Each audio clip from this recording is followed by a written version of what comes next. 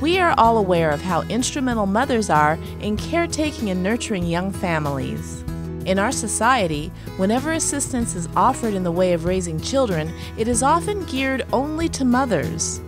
The Juvenile Welfare Board is now striving for a more equitable and inclusive representation in providing child-rearing resources to a much overlooked population, fathers. In order to help counteract this disparity between resources available to mothers versus fathers, the JWB Fatherhood Initiative, in concert with Operation PAR, presented the Focus on Fathers Summit at the SPC Seminole campus. Today we are having the Focus on Fathers Summit. It is an event that we put together to help focus on fathers, to empower and encourage men who have challenges, either caring for their children because they have child welfare involvement, or just in general because there's so many programs out there for moms, but there's not a lot for dads. And so we wanted to put something together that would show them that there are a lot of different agencies and programs in the community that want to help them as well. We started talking about this a couple years ago. I went to JWB and I said, hey, this is what I'm doing, and if you want to join, please join. And JWB jumped on board with me, and we have moved forward planning this event.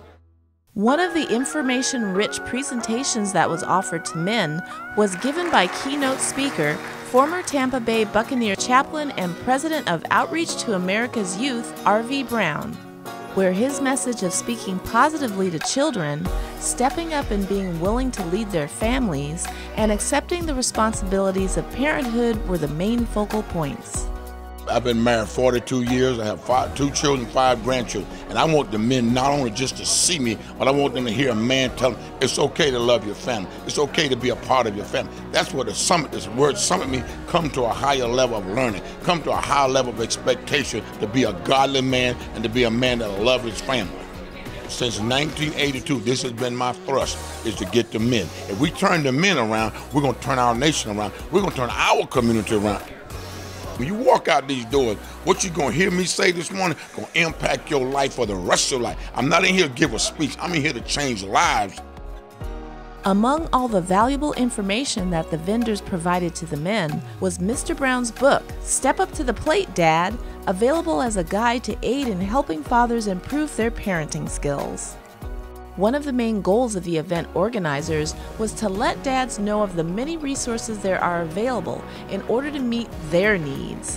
And Mr. Brown's encouraging message went a long way to do just that. The audience was thoroughly engaged as he imparted lessons and guidance in parenting children from elementary age all the way through the teenage years.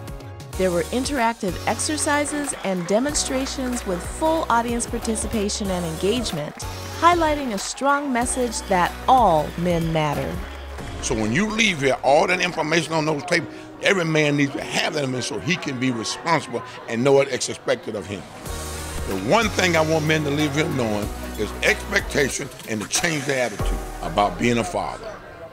We've been working with a lot of fathers from in different areas and different stages in their life, trying to really understand what they need as far as community services. There's a broad range of different fathers in our community, and what we try to do is bring them together, try to find some common things and find the resources to support them.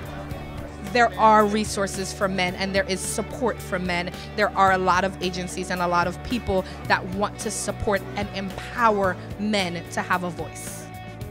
The expectations of fathers as caregivers are not quite the same as for mothers. But with today's event and looking ahead to host another Fatherhood Summit next year, JWB and our partners took a big step to normalize the idea of dad being caretaker.